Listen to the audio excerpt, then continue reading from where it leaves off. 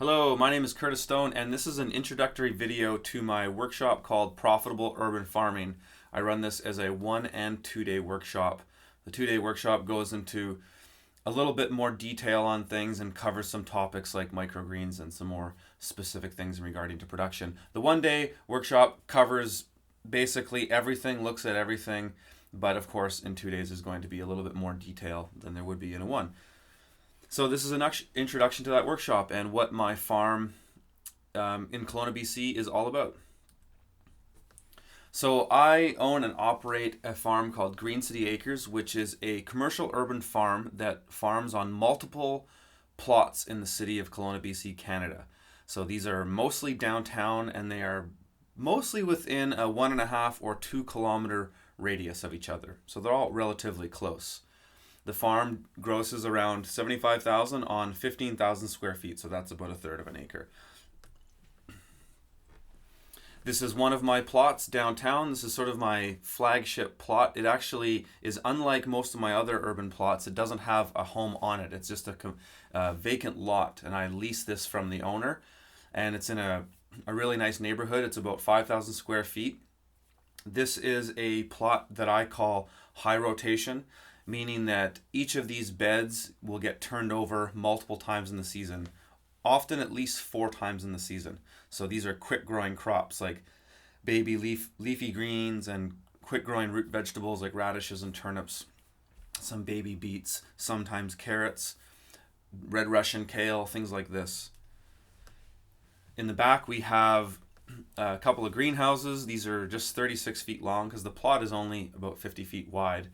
So we do indeterminate varieties of tomatoes exclusively, and we use a method called hard pruning where we trim off every branch below the last ripened set of fruit, and we trim off every sucker, which is the branch between the main leader and main branch that you prune, and it trains the tomato upwards. So we train our tomatoes up these strings you can kind of see in the picture here. By September, there'll be 3 feet of just bare stem from the newest foliage to the ground. So doing that by trimming everything beneath the last ripened set of fruit, it trains the tomatoes up and forces their energy to the next ripened set of fruit instead of wasting its growth on foliage.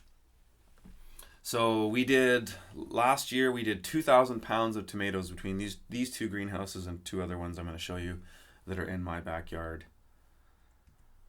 This is another backyard plot just about half a kilometer away. This is about 2,000 square feet, and this is what I call a bi-rotation area, meaning that each of these beds on this site will only grow 2 crops. And so I categorize all of my plots in these 2 ways, and I'll look at this a little bit closer later, but this is an example where we would have had kale, you can see on the left there, and then that was rotated to carrots, fall carrots, and each of these beds here were rotated to something else as well. So basically we do 2 rotations. And in an urban farm, it's really important that you get multiple rotations, because when you're farming on a small land base, you can't afford to just have 1 crop. Planting things like onions and potatoes and cabbage and winter squash is not economical when you're on a small land base. You need to grow faster growing crops, and also crops that can be harvested for a period of time, or they can be turned over multiple times. So here's another example of that. This is a high rotation area. Each of these beds were turned at least 4 times in the season. So again, things like baby leafy greens, baby root vegetables, basically any type of crop that's 60 days or less. So I categorize crops into two ways: quick and steady, I call them. So quick crops are things that grow fast, less than 60 days, and steady crops are things that take a little bit longer, but you harvest for a period of time. So as you'll see in these videos, or in this video, I don't grow anything that takes a long period of time that's a single harvest. If I have a crop that grows for a long period of time, it's a steady harvest, meaning that it's continuously picked off. So things like kale or tomatoes or patty pan squash. This is an indoor microgreen area where I can grow all year round I do live in a cold climate. It's a high desert here, so we experience about 3 months of winter. Not your traditional Canadian winter. It's not quite as extreme as some other places in the country. It's a little bit more mild. We don't get a lot of snow, but we do experience just slightly below freezing temperatures for 3 months at a time. And so this area allows me to grow microgreens like pea shoots and sunflower shoots and radish and all kinds of other specialty microgreens all winter long. Each of these shelving units, if they're in full production, producing either the three of pea shoots, sun shoots, or radish shoots, can generate $2,000 a week of income. And so that's important to show you what kind of production it can do, but it's only relevant if you can sell those things. So to go and produce $2,000 of microgreens a week or $4,000 of microgreens like I could here is great, but if you don't have anywhere to sell it, then it doesn't really matter. So I do sell to restaurants, which are the majority of my customers. I'll talk a bit more about that later. So I can sell some kind of volume like this, but not so much. I actually find that food trends change from time to time, and so right now microgreens aren't as trendy as they were a couple years ago. In fact, this is a setup that I was using 2 years ago. I now have a more scaled down version of this, but I show this just to demonstrate what the potential of growing microgreens is. It also functions as an indoor nursery, so you can see actually on the left that I have some tomatoes and things started there. So when it's about February and I start my crops like some peppers and tomatoes and such, it's too cold to put them in a greenhouse at this time, so I start them in an insulated, heated area, and then they'll go into a greenhouse nursery about, mid-April or something like that. But for the first part of the season, they're going to be inside where it's a lot warmer and a controlled environment. This is my backyard. So this is the house that I live in. I actually own this house now, but I didn't own it to start. I actually was farming the backyard, basically where these greenhouses start, for a couple of years. And the house was a rental house. The previous owners lived next door to this house, and they contacted me years ago about using their yard to farm, just like I would any of my other plots. And I was interested because it's a good location. It's downtown. It has south aspect. It was close to my other previous network of garden plots, so I started farming it. And then a year after that, 2 years after that, the tenants renting the house moved out, and so the landlords asked if I was interested in renting it. I said absolutely, and so I moved in. I lived there for just about 2 years, and then they made an offer or asked me if I was interested in buying it, and so I said absolutely. So now this is the home base of my farm. So we've got the whole property. It's about a quarter acre. There is about 5,000 square feet of area in the back where I have two of these greenhouses. There are 18 by 50 feet, and there's some space for composting at the back of the greenhouses on the far south side of the property as well. The area on the right is sort of a working workstation area where I do a lot of processing of vegetables and things like that. And so here's another picture of this. On the left, this is a washing table that I built, which directs the water off the table. So when I'm washing root vegetables and such, the water doesn't build up in the area. I pump it off the property, actually. Yes, technically I could. People ask me this all the time. Why don't you use that property to irrigate your crops? I could do that, but it requires a whole bunch of other steps because the water that I'm washing off is dirty. It's full of minerals and organics, so I'd have to filter it, store it somewhere, and then have a pump to pump it. So it's a whole bunch of extra things and steps that I'd have to do. So I don't do that. I just pump it off the property. I actually just pump it to the city drain outside of the house. So also, it's where I live, water isn't as expensive as it is in a place like California. So it's not as much of a concern for me. But if the economics were there, then absolutely doing something like that would make sense. So in this area, I store my totes. I have tools hanging up on the right side. I just built this sort of lean-to off the balcony of the house. And so this is where a lot of the work happens that's, to do with washing vegetables and things like this on the farm. It's the same property. These are those greenhouses, just showing you, what they might look like in the summer. So my greenhouses are also what I consider by rotation. So there's always at least two crops in them. So there'll be something like winter crops like this, or early shoulder season crops. So this would be probably early April. So I'm actually using some of the vertical space to grow some microgreens. And for us in the northern hemisphere, when the sun is very low in the sky in the shoulder seasons, these don't cast any shade on the ground. So I'm stacking functions here.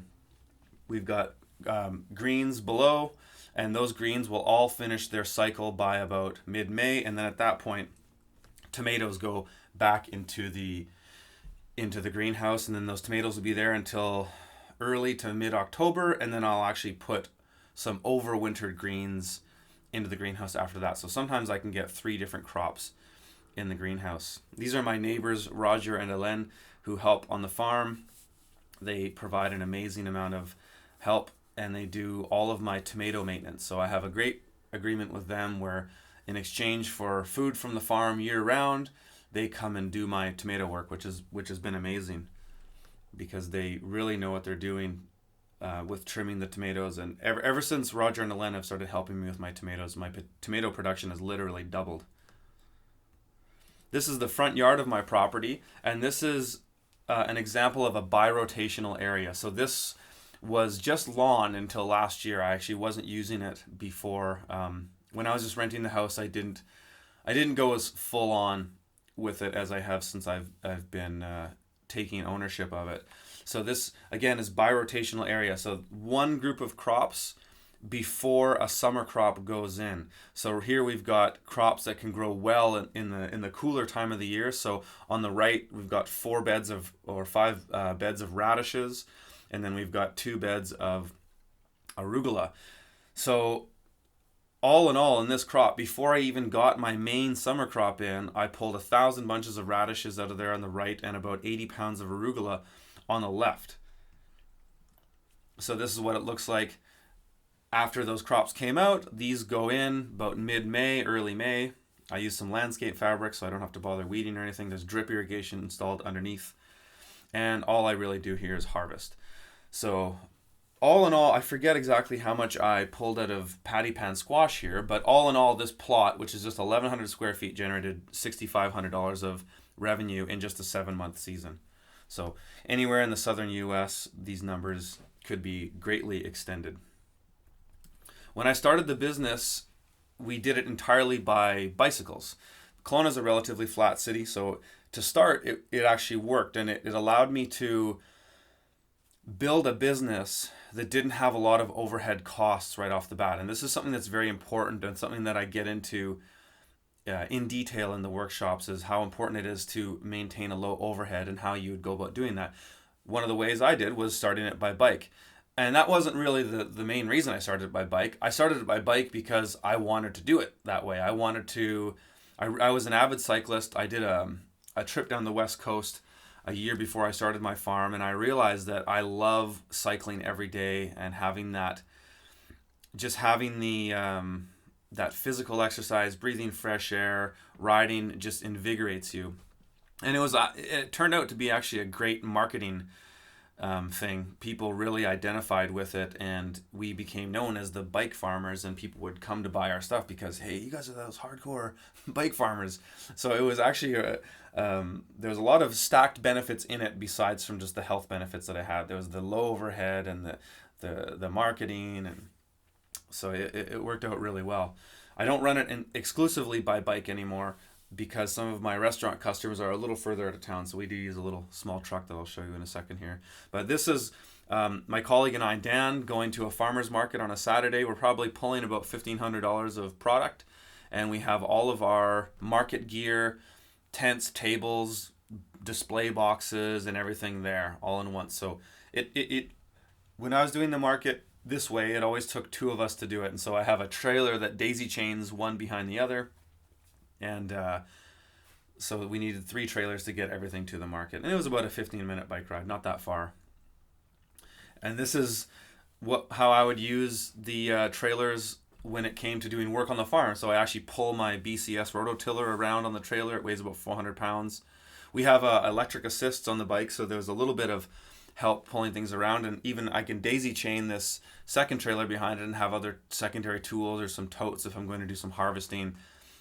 We ran the business exclusively this way for the first 3 years, and then after that, I got a small little vehicle, one of these Japanese right-hand drive trucks. They're very efficient on fuel. It's just a 3-cylinder engine, and so I use this to do most of my restaurant deliveries because I sell to a lot of wineries that are further out in the geographical area of Kelowna. So going there by bicycle was not very efficient for myself because I was, at the height of it, I was spending up to 6 hours delivering on a Friday. And so that wasn't a very effective use of my time. And so the truck has been a really good compromise, still very cheap on fuel. I think this year I only used about 250 or 300 liters of gasoline for the entire season.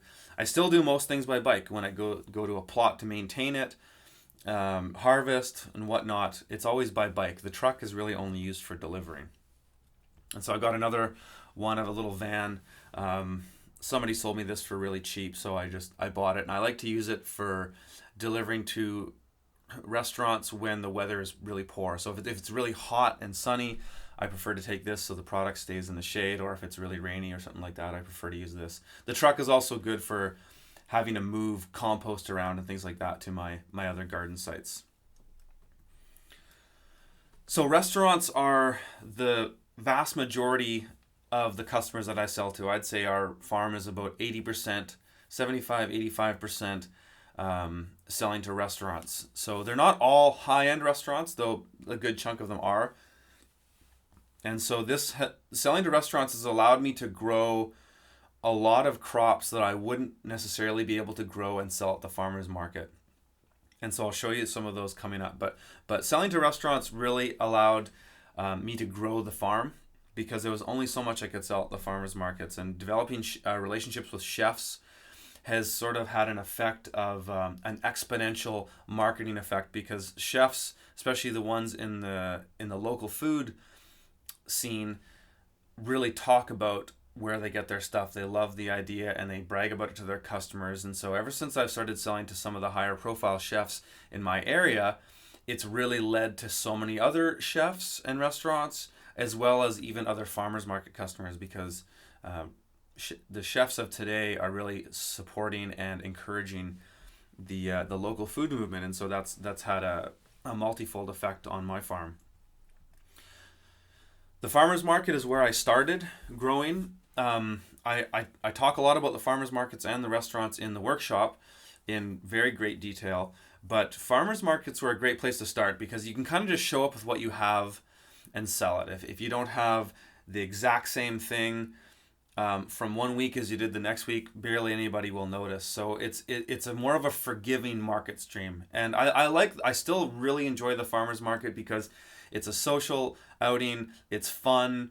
The type of people that shop at the farmers market, in my opinion, are the best kind of people. They're the kind of people that want to have a more engaged experience of shopping, where they get to know the people that are feeding them. And I think that's a great way to be. And it's very enjoyable. You know, the conversations are always engaging, and the people are just friendly, and they're not the kind of people that are generally trying to nickel and dime you for everything. They understand the value of food, and they're willing to pay a fair price for that food. And that's important because a farmer living in a city like Kelowna, for example, where I am, it isn't that cheap to live here. So if you want to be a farmer making a living here, you have to make enough money like any middle class person would to be able to live in this place. So prices have to be at a certain level. I wouldn't say my prices are high, but they're definitely not low. I call my prices fair. So there's some crops that are just better suited for the city, and this is something that I go to in great detail in the workshop. An urban farmer shouldn't grow every type of vegetable. And I have, for the most part, grown most annual vegetables. I've grown up to 90 different types of vegetables. In the 5 years I've been farming, I've operated my business on all different scales. Started as a half acre, and then went to a half acre, and then went to 2.5 acres. And I've had multiple staff and grown most annual vegetables that there are. One year I had an experience, this was my 4th year of farming, where we had a lot of overhead. We had about 8 staff working in the summer, and we had 2.5 acres, almost 90 different types of vegetables we were growing. And we were grossing more than I've ever made before, but at the end of it, barely making a living and working more hours. And so after that year, kind of reassessed things. I dumped all of the crops that I grew and their profits into a spreadsheet, and I sorted that spreadsheet by the profits. And I discovered that there were literally 10 crops that were making about 80% of the revenue of the farm. And of those 10 crops, they were grown on about a 1/4 acre of land. So that was sort of a aha moment for me, where I said, oh my God, if I eliminated at least half of these crops, I could probably eliminate half of my workload. So I did that. And in my 5th year, I went into more of a specialized model where I grow 15 types of vegetables, and there are multiple varieties in there. So really it is still a very diversified farm. These are primarily the crops that I grow. So I specialized, and I found that I worked far less, and I actually made far more money than I did the previous year. And so now I have a situation where, as a farmer, I can work a pretty steady 40 hours a week and make about $40 to $50 an hour because of that, because I've focused on what sells. And so I've really had to throw out a lot of my idealism. A lot of farmers start with big romanticized ideas. I want to grow this and this and this because of these reasons, or whatever it is. But really, at the end of the day, if people aren't buying it, it doesn't matter what you're growing. So now I'm at a point where I grow what sells. If I want to try a certain vegetable, and I always do try new things, but really at the end of the day, it's what is the customer demand, and that's the path of least resistance that I have found. So I divide all of my crops into 2 categories, and I mentioned this earlier in the beginning, and this is something we go into in great detail in the workshops. Quick crops and steady crops. So you won't see anything on here like cabbage, onions, garlic, potatoes, winter squash. I don't even really do a lot of determinate heirloom tomatoes. As far as tomatoes go, I pretty much do exclusively indeterminate. I do some heirlooms, but a lot of them are hybrids. So I grow things, categorize things, quick crops and steady crops. So quick crops are anything that has a date to maturity, and DTM, that means date to maturity, between 14 and 60 days. So things like cut salad greens, radishes, turnips, microgreens. Carrots and beets can be considered a steady crop as well because they're a little bit longer. That's something I talk more about in the workshop as well. And things like green onions. So these crops all grow relatively fast, and that means that I can have multiple plantings of them throughout the season. And pretty much all of these crops, except carrots, beets, and scallions, I plant on a weekly basis, from April till the first week of October.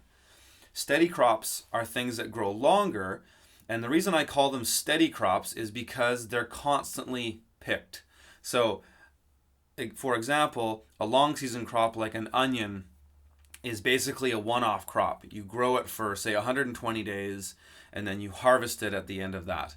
And then you might put that crop into storage. But steady crops are things that can be picked constantly. So patty pan squash, I go and I pick them in the summer. I'm almost picking them every day. Same with tomatoes, are being constantly picked, especially the indeterminate varieties. And kale, like in the picture, these are being constantly picked. So they're constantly streaming revenue. And that's a really important aspect of running a farm on a very small land basis. You have to have a very strong and steady form of revenue.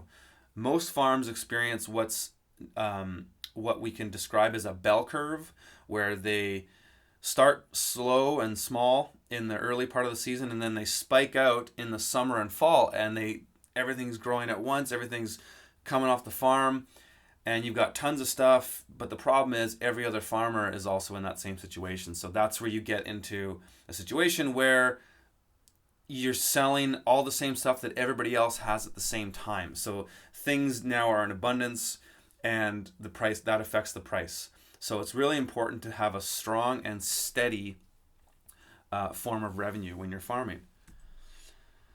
So this is how I divide, or I plot out my land on my farm. So this is a topographic map of Kelowna, and you can see my 5 different plots and how I categorize them. The plots that I call high rotation on the left here are primarily planted with quick crops, though sometimes you might find a bed or two of kale, or sometimes you might find a bed or two of carrots or beets. But for the most part, a high rotation area is being turned over multiple times in the season. So anywhere between 3 and 6 rotations in a season. And when I'm planning my farm, I can look at that as about $800 per bed on average. That's a conservative number. It's often more. So if I go back to my map here, and I see my inner circle in the center where I have my 3 plots that are closest to each other. I live at one of those places. And so in these 3 areas, they're all high rotation. That means that they're going to be rotated multiple times, and they're going to require the most work on an ongoing basis. So that's why I want that area of land to be close to where I am, so that I'm not commuting back and forth to a faraway area day in and day out. So the birotational areas would just have 2 different types of crops in them. So once these plots are planted out, I probably only go to them once or twice a week at the most. So I'm not going to be traveling very far to get to them. It's just going to be, on a Thursday or Wednesday to harvest what I need for the week, and that's it. I'm getting to more use of landscape fabric and biodegradable plastic mulch, where I don't have to do any weeding or anything. It's basically set a place up, put it on drip irrigation, and it just grows, and I don't have to do any work there except harvesting. That's the most ideal situation for a birotational area. So when I'm planning my farm on this, these beds are worth about $400. So crop planning is something I get heavier into the workshop, but to just summarize it really simply, when I plan my farm, I look at how many beds I have on my farm, and I use what's called a standardized bed size, so 25 feet by 30 inches. 30 inches is the width of my rototiller. When I'm planning my farm, I look at how many total beds I have, and I decide how many high rotation areas do I have and how many birotation areas do I have, and it's simply a matter of quantifying these numbers. If my high rotation areas, say I have 60 beds at $800 a bed, it's just a mathematical calculation. If I have 50 beds in birotation times 400, it's just a simple calculation as well. So that gives me a basis of how to plan my farm. What's really important about farming in the city is using intensive systems. So this is an example on the left of an intensive and a non-intensive system, and you can see how the intensive system is a far more effective and efficient use of land. When you're farming on a small land base, you need to use every single square inch. So if you have, like the picture on the right here, all this unused space for paths, or in most cases it's space for tractor wheels, you're not using as much of the available land. And so for myself, farming on a third of an acre, I need to use as much of that land as I possibly can. So when you go intensive and you crunch things into the bed, you use more of that space and you have less exposed soil, which also helps with moisture retention, water retention, helps with smothering weeds, and it also keeps your beds from being compacted. So sometimes with small scale farming, you have to rototill a lot. You got to turn beds over. So if you are compacting that soil, you're going to run into a lot of hard pan issues, which still happens in small scale farms as well, but not nearly to a greater effect as in conventional farming. So with an intensive system, you're basically giving the plant only the exact amount of space that it needs, no more. By about 50 to 75% maturity of that crop, the bed will be completely smothered out, and each plant will be leaf to leaf. So at this time, you can see that there's very little soil exposed. So that's just the basics of intensive, and I talk a lot more about that in the workshop. So just to highlight some of the crops I grow and give you an example of how the economics of some of this work out. So again, everything I do is in a standardized bed, 25 feet by 30 inches. 30 inches is the width of my rototiller, so I make all of my beds that width. Radishes are a crop that I grow a lot of, especially for restaurants. So I grow up to sometimes 400 bunches of radishes a week, and there's no way I'd be able to sell that kind of volume if I was just selling to farmers markets. The fact that I can sell tons of them to restaurants allows me to scale that production up. So they're a relatively high value crop, not so much because of how much they sell per pound, but more or less how quickly they grow. And that's an important factor to determining whether a crop is high value or not. It's not just about the pound, the weight per pound, it's about how quickly it grows and how much space it takes up as well. So in one bed of radishes, 30 inch by 25 foot bed, I plant 7 rows in a bed. I can get 80 bunches. It's actually between, I would say, 75 and 100 bunches. But I'd say on average 80 at $2.50 a bunch. That's $200 in 28 days. In the summer, radishes are ready in 21 days. We have a very hot and dry summer here. Kale is another great crop. This is what we call a steady crop. So it's picked continuously. Pick the outside leaves and they keep growing up. So on average, I can pick about 200 bunches over about a 4-month harvesting period. So that works out to be about $500 a bed.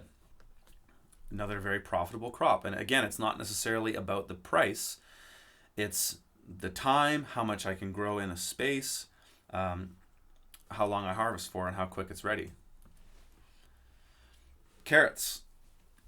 They are a little bit longer of a season crop, on average 70 days, but I can get about 75 bunches from a bed. So I sell a bunch of carrots for $3, so that's $225 in 70 days. So still a very profitable crop. And another thing that's important about crops when you decide what crops you want to grow is marketability.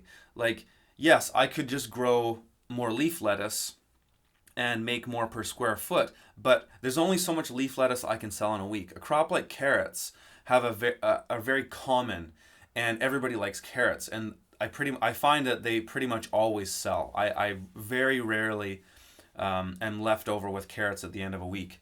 So there's something that have a really broad marketability, and that's an important aspect of deciding what to grow on your farm. Patty pan squash are a great crop to grow, a great summer crop. I like them because as I showed in that front yard picture of my house, before I put my patty pans in, I start them in the greenhouse, get them to a pretty good size. I've got another crop in this plot before these even go on the ground. So I can double up an area. And you can also even interplant. When you first put your patty pans in the ground, you can actually, I have about 4 feet between each row of patty pans in these beds. For the first month and a half, they're still relatively small. You could actually double up and plant something else, a quick growing crop in the area. And this is something I get into greater detail in the workshop. You can use it as an interplanting strategy. And so interplanting isn't necessarily about what the nutrient benefits of these crops are to each other, whether they're nitrogen fixing or whatever. I approach it more in economics as stacking a longer season crop with a shorter season crop, so that shorter season crop is gone and out of the ground before that longer season crop becomes halfway mature. So you can double up the net production of the land. So one standard bed of patty pans in about 134 days generates $240 per bed. I sell them for about $4 a pound, and I sell a very small, but about the size of a ping pong ball, maybe a little bit smaller size, to the restaurants. And I pretty much sell them before they're grown. The demand for this crop is very high. They're an easy thing to sell. Another example of an example of a different type of vegetable that's marketed in different places. I can't even sell these at the farmer's market for some reason. People buy a little bit of them, but it's something that I pretty much just exclusively grow for restaurants. Microgreens. This is a technique that I've developed over a few years. Field microgreens. I call this a board technique. It's something I get into more in the workshop.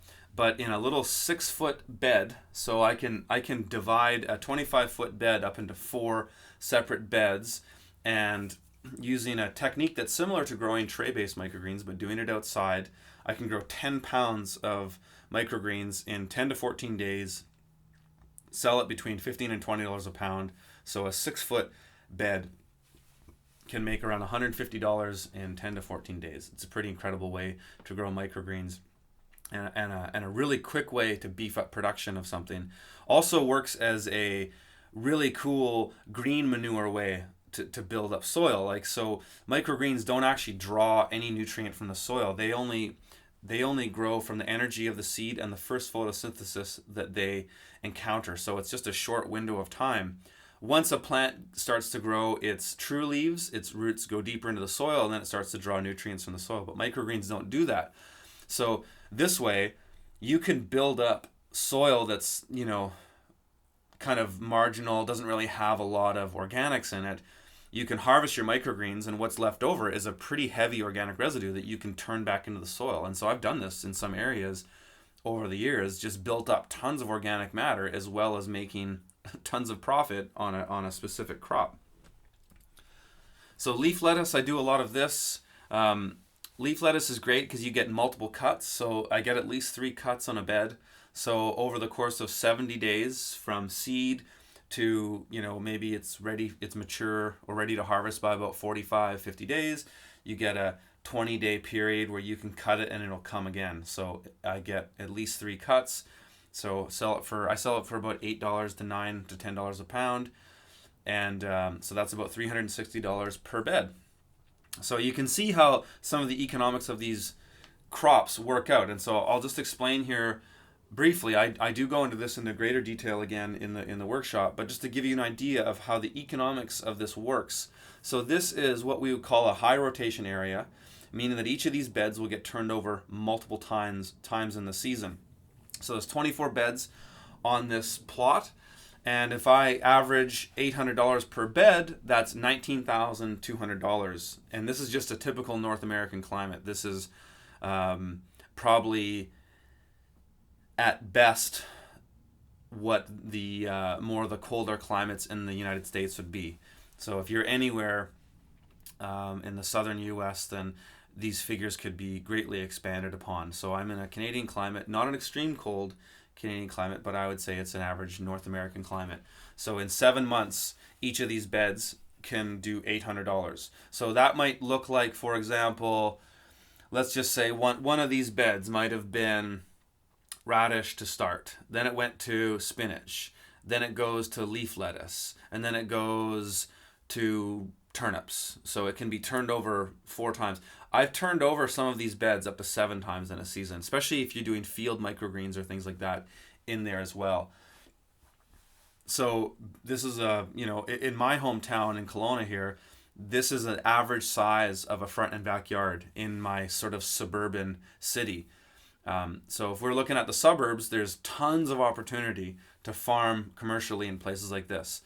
So a high rotation area could be around $20,000, 2,000 square feet, and a bi-rotation area would be about half of that. But it would be less work, so that's where the trade-off is. The more you go into high rotation, the more work you got to do, but you can make more money. Bi-rotation crops are less work, or bi-rotation plots, I should say, are less work, and a little bit less money. So it's kind of a trade-off. Something I get to in the workshop as well is the exact way to go about removing the grass and getting a site converted into production. And so I do a method of renting a sod cutter. I remove the grass, and then it's a series of rototillings over a 2 to 6 week period, depending on the condition of the soil, depending on how weedy it is, depending on how bad the grass was. But I basically broke down the economics of prepping this plot. So it took about 30 hours of work to remove the sod, rototill it, fork the subsoil, loosen the subsoil, amend the soil with compost and organic fertilizer, rake out debris like rocks and roots or chunks of grass, things like this. So if I paid somebody $15 an hour, that would be about $450 to get this 2,000 square foot area ready. The sod cutter to rent is $40 and $60. Fuel, only used about $20 of fuel to run that sod cutter and the rototiller. The irrigation is a simple impact heads on a 4-zone timer. This is something, again, I go deeply into the workshop to show you how to set up irrigation on all these plots. But all in all, the irrigation on this costs about $320, and that's overestimating. There's cheaper ways to do it than that too. And all the soil amendments. So I brought in 60 liters of compost. I only applied it to the beds, and I used some organic fertilizer like blood and bone meal or feather meal or things like this to bring the soil back, the nitrogen levels back up in the soil. So altogether, total cost, including labor, is $978. So that cost isn't including the labor that it took to grow these crops, right? So that's something different. But just cost to establish this and set it up is about $978. So I hope you enjoyed this. I hope this has been of value to you and gets you pumped up about coming to the workshop. If you want any more information, here is everything that you'd need to know about myself. My farm is called Green City Acres, and that's my website.